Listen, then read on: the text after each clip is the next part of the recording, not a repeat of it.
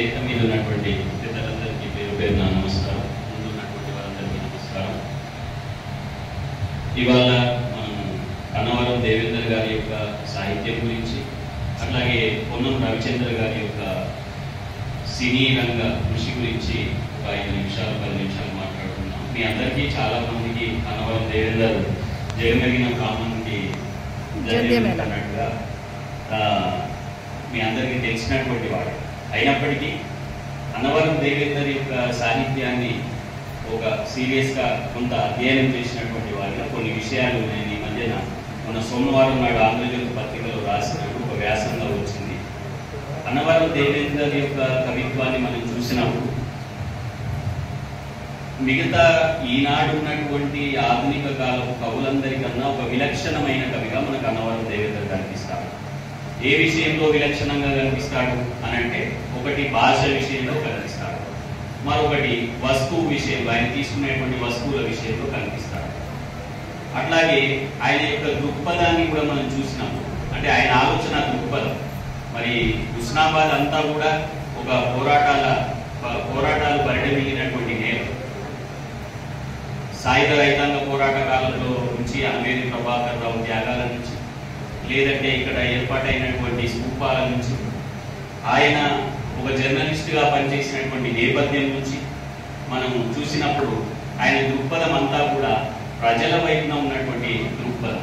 ఆ ప్రజల వైపున ఉన్నటువంటి దృక్పథం నుంచి ఆయన తీసుకున్నటువంటి వస్తువుల్ని మనం చూసినప్పుడు ఆయన ఎప్పుడు కూడా అంటే తన ఊరు నేపథ్యంగా జరుగుతున్నటువంటి విధ్వంసము, తెలంగాణ అంటే ఆంధ్ర ఆధిపత్యం వల్ల జరిగినటువంటి విధ్వంసం, అలాగే బహుజన కులాల యొక్క శ్రమ, వారి యొక్క గొప్పతనం, వారు చేస్తున్నటువంటి పనుల యొక్క గొప్పతనం, వీటన్నిటినీ తీసుకొని ఆ ఎక్స్ప్రెషన్ చేసేటప్పుడు, ఆయన చెప్పేటప్పుడు ఏదో పెద్ద పెద్ద పండితుల భాషను కాకుండా సామాన్యుల భాషను, అంటే ఒక పల్లెటూరి గొంతుతో ప్రపంచానికి వినిపించడం.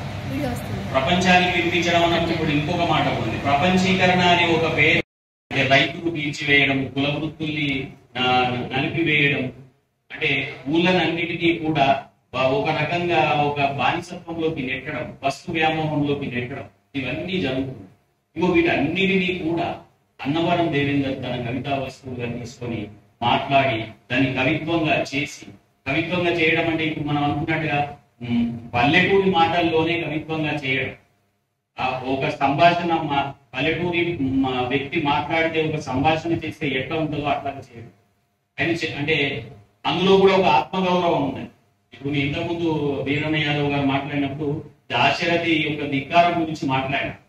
అంటే ఆ ధిక్కార స్వరం ఎట్లాగైతే దాశరథి ఒక ధిక్కార స్వరం ఉందో, అన్నవరం కూడా అట్లాంటి ధిక్కార స్వరం ఉంది. అంతటి పెద్ద అమెరికాను పట్టుకొని కన్నడ అమెరికాన్, అట్లాగే బద్మాష్ ఆంధ్రప్రదేశ్ అన్న, అది ధిక్కారం. అంటే నిజంగానే జైలు గోడలను లెక్క చేయకుండా దాశరథి ఎట్లాగైతే పద్యాలు రాసినాడో, పోయి నిజాము పిశాచమా నేను పోలిన రాజు మాకెన్నడు లేడు అని ఎట్లాగైతే అన్నాడో, ముసలినంతకు రచరికము దక్కునే అని ఎట్లాగైతే అన్నాడో, అట్లాగా అన్నవరం కూడా తన కవితా స్వరాన్ని ఒక దాంట్లో గుడ్డ పొరకలు నానీలు అంటాడు. అరే ఇంకా తొడ మీద అగ్గివాడని తీరా అని అంటాడు దొర. అంటే దొర ముందుగా నా కాళ్ళ ముళ్ళు కూర్చింది పీకు అంట.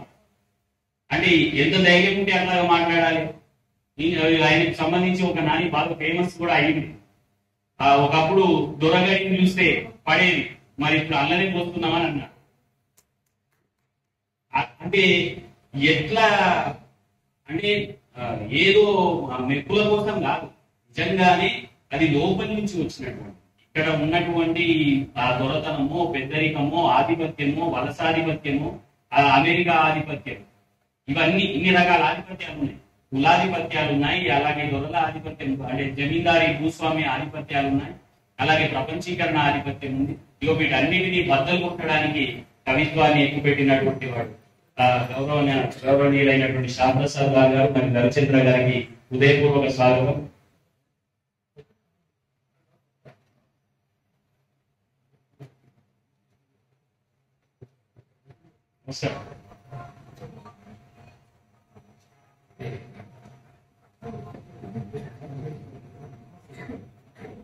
మరి ఇట్లా అన్నవరం దేవేందర్ పురస్కారాలు రావడం అనేది 2001లో ప్రారంభమైంది. ఇప్పుడు 2025 ఉన్నాము. ఆయన 2001లోనే జ్యోతిబా పూలే ఫెలోషిప్ అనుకుంటున్నాం. ఆ 2001లో ఆయన మొట్టమొదటి పుస్తకము కొవ్వ అనేది ఢిల్లీలో దేశ రాజధానిలో ఆవిష్కరణ చేసిన. అప్పటికే 2001 నాటికి ఇక్కడ దళిత రచయితల కవులు మేధావుల ఐక్య వేదికలో భాగంగా ఇక్కడ ఒక వర్క్ షాప్ నిర్వహించే దానిలో ఆయన కూడా ఉన్నాడు. అప్పుడు సిమాండ అనే పుస్తకం వేస్తే ఇక్కడ నూతన సాహితీ ఉన్నది. నూతన సాహితీ రిక్కల సహదేవ్ రెడ్డి మొదలైన వాళ్ళతో కలిసి ఆ నూతన సాహితీని ఏర్పాటు చేసింది. దాంట్లో భాగంగా కూడా ఆయన ఆనాటి విప్లవ పోరాటాల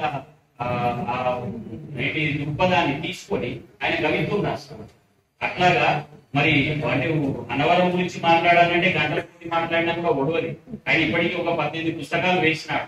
ఒక 3 పుస్తకాలు అనువాదమై, అట్లాగే ఒక 4-5 పుస్తకాలకు సంపాదకునిగా ఉన్నాడు. తెలంగాణ ఉద్యమ కాలంలో తెలంగాణ రచయితల వేదిక అనేది రాష్ట్ర స్థాయిలో పురుగు పోసుకుంటే ఆ వ్యవస్థాపక సభ్యుడుగా ఉన్నాడు. 2001లో ఎట్లాగైతే మనం ఏదో ఉద్యమ పార్టీ పురుడు పోసుకున్నది అన్నట్టుగానే రచయితల వేదిక కూడా పురుడు పోసుకున్నది. ఆ పురుడు పోసుకున్న దానిలో వ్యవస్థాపక సభ్యుడిగా ఉన్నాడు. అన్నటి నుంచి సోయి పత్రికలో కావలసినంత కవిత్వం రాశారు. అట్లాగే ఎక్కడకు సభల్లోకి వెళ్ళినా కానీ ఇంకొకటి ఏంటంటే మన భాషలో మనం మాట్లాడాలి. భాషా ఆధిపత్యం అనే దాన్ని కూడా బద్దలు కొట్టినటువంటి వాళ్ళలో అన్నవరం ముందు ఎంతో మంది భాష గురించి చెప్పింది కాబట్టి పాటించి సభలలో మాట్లాడి కవిత్వంలో రాసి ఆ భాషా ఆధిపత్యాన్ని బద్దలు కొట్టే ప్రయత్నం చేసింది అన్నవరం దేవి. అట్లానే ఆయన ఏంటి ఉద్యమ కాలంలో తెలంగాణ కవిత అనే పేరుతో, వల్లుబండ అనే పేరుతో ప్రత్యేక సంకలనాలు తీసుకొచ్చారు. ఎక్కడికి వెళ్ళినా గానీ ఆయన నినాదం ఒకటే, ఏంటిది? మా భాష మా సంస్కృతి మీద ఆధిపత్యం ఉండదు. నా భాష నాకు తల్లి వేరు అంటాడు ఒక చోట. నా మాండలికం ఏదైతే ఉందో అది నాకు తల్లి వేరు. నీ భాషతోటి నీ యాసతోటి నువ్వు మాట్లాడితే నేను నా భాషలో నేను మాట్లాడు అనేటువంటి విధంగా ఆ భాషను సంస్కృతిని కూడా మరి బాగా గొప్పగా తన సాహిత్యం ద్వారా ప్రపంచానికి చాటే ప్రయత్నం చేసినాడు. మరి మరొక ఈ రోజు సన్మాన గ్రహీత రవిచంద్ర గారు, పొన్నం రవిచంద్ర గారు చూస్తే చాలా సింపుల్ గా కనిపిస్తారు. కానీ కరీంనగర్ ఫిలిం సొసైటీ కేంద్రంగా చేసుకుని అసలు దక్షిణ భారతదేశంలో ఏ ఫిలిం సొసైటీకి కూడా ఒక సొంత భవనం లేదు. అట్లాగే ఒక సొంత భవనాన్ని నిర్మింపజేసి మొత్తము ప్రపంచ వ్యాప్తంగా ఉండే అనేక సినిమాలను ప్రదర్శిస్తారు. కరీంనగర్ వారం ప్రదర్శిస్తారు. అట్లాంటి దానికి ఫౌండర్ మెంబర్ గా, అట్లాగే అధ్యక్షుడిగా పనిచేసినారు. జ్యూరీ మెంబర్ గా నేషనల్ నేషనల్ గా మనం చూసినట్టయితే నంది అవార్డు ఉంటాయి. నంది అవార్డు ఆంధ్రప్రదేశ్ మన రాష్ట్ర స్థాయిలో ఆంధ్రప్రదేశ్ నంది అవార్డుల జ్యూరీ మెంబర్ గా ఉన్నారు. ఇప్పుడు కాదు, 2012. అట్లాగే ప్రస్థానం అనే పేరుతో సినీ రంగానికి సంబంధించినటువంటి ఒక సాహిత్య చరిత్ర లాంటి పుస్తకాన్ని రాశారు. దానికి కూడా అప్పుడు అవార్డు వచ్చింది 2012. అట్లానే నేపాల్ లో జరిగినటువంటి ఇంటర్నేషనల్ ఫిలిం ఫెస్టివల్ కు వారు జ్యూరీ మెంబర్ గా, అలాగే పోలాండ్, స్పెయిన్ ఇట్లాంటి ఇంటర్నేషనల్ ఫిలిం ఫెస్టివల్స్ కు జ్యూరీ మెంబర్ గా ఉన్నారు. ఈ మధ్యన మనం చూసినట్టయితే ఈ గద్దర్ అవార్డు రావడానికి ప్రధానమైనటువంటి కారణం ఏంటంటే దాదాపు ఇప్పుడు ఉన్నటువంటి ప్రధానమైన పత్రికల్లో సుమారు 200 వరకు వ్యాసాలు రాశారు. అంటే చూస్తే ఈయన ఒక రచయితగా మనకి ఎక్కడ బయట ఫోకస్ కాదు, కానీ మంచి వ్యాసాలు. అసలు పైడి జయరాజును ప్రపంచానికి పరిచయం చేయడానికి ఒక డాక్యుమెంటరీ తీసుకున్నారు. దాని మీద ఒక మంచి పుస్తకం రాసినారు. పైడి జయరాజు భారతదేశంలోనే గర్వించదగినటువంటి కరీంనగర్ జిల్లా వాసి దాదాసాహెబ్ ఫాల్కే అవార్డు పొందినటువంటి, కానీ ఆయనకు ఎక్కడ పెద్దగా గుర్తింపు లభించలేదు. కానీ కరీంనగర్ ఫిలిం సొసైటీ ఒక మంచి డాక్యుమెంటరీని తీసి ఆయన మీద ప్రపంచానికి అందరికీ ఎరుకయ్యేటట్టుగా చేసింది. దాంట్లో వారిని చాలా ప్రధానమైనటువంటి పాత్ర. ఇట్లాగా ఒకవైపు తాను అడ్వకేట్ LLB చేసిన కానీ ఆ లాయర్ అన్నట్టుగా మనకి ఎక్కడ కనిపించదు.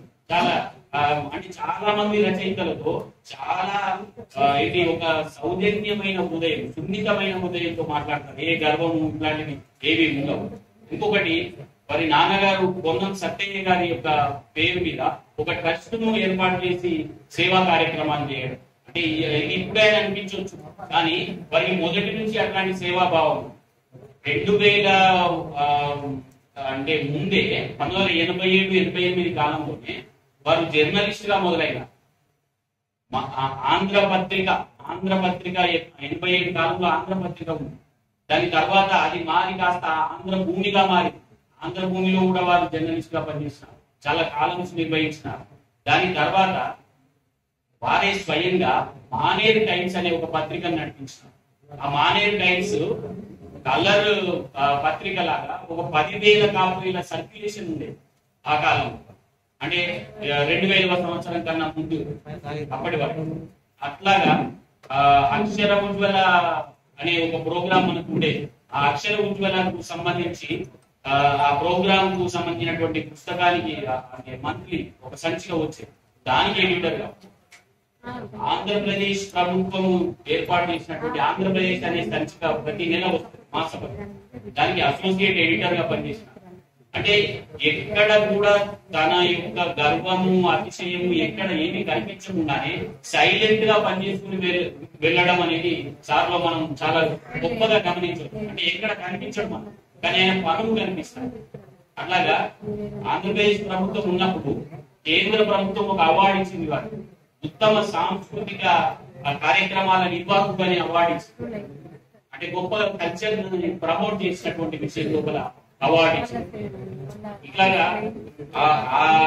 1987-88 నుంచి చూస్తే ఇప్పటికి ఒక 4 దశాబ్దాలు. ఇద్దరు పుట్టింది కూడా 1962 ఇద్దరిది 1962. నిజానికి మనకు సాహిత్య చరిత్రలో చూస్తే మన భారతదేశ చరిత్రలో చూస్తే 1862లో ఒక ఇద్దరు మహానుభావులు, ఒకరు మహాత్మా గాంధీ, ఒకరు గుజరాట్ అప్పార్. 1862 వీళ్ళిద్దరు 1962లో పుట్టారు, ఒక శతాబ్దం తర్వాత. కానీ ఇప్పుడు కూడా వీళ్ళిద్దరు కూడా ఒక చరిత్ర గతిని మార్చే విధంగా ముందుకెళ్లడం అనేది చాలా ప్రశంసనీయం. అంటే అట్లా అంటే ఇప్పుడు మనం ఏదో వెనుక రాజకీయమో ఇంకేదో ఇప్పుడు అనిపించవచ్చు, కానీ ఇవేమీ లేకముందే చాలా సీరియస్ గా వర్క్ చేసినటువంటి వ్యక్తులు మీరిద్దరు. సార్ ఇంకొకటి ఏంటంటే మంచి అద్భుతమైనటువంటి భావ కవిత్వం రాసిన, అది పుస్తకంగా తేలేదు, బహుశా ఇప్పుడు త్వరలోనే చేస్తారేమో. సింజిని అనే పేరు కూడా దానికి పెట్టింది. ఇట్లాగా పొన్నం రవిచంద్ర సార్ని చూసినప్పుడు మనకు ఆయనలో ఉండేటువంటి అంటే వర్క్ కల్చర్ అనేది చాలా గొప్పగా మనకు కనిపిస్తుంది. అన్నవరం దేవేందర్ నిత్య వసంతుని లాగా ప్రతిరోజు కవిత్వం రాస్తూనే ఉంటాడు. రిటైర్మెంట్ అయినా కూడా, రిటైర్మెంట్ అయిన కానీ ఇంకెక్కువ కవిత్వం రాస్తున్నాడు. ప్రతి సంవత్సరం ఒక పుస్తకం తీసుకున్నాడు. మామూలుగా మనం ఏమనుకుంటాము, రిటైర్మెంట్ అయితే అయిపోయింది, ఏదో ప్రశాంతంగా రామకృష్ణ అనుకోవాలనుకుంటాం. కానీ అంతకు మించి పనులు చేయడం మనం అన్నవరం దేవేందర్లో గమనించవచ్చు.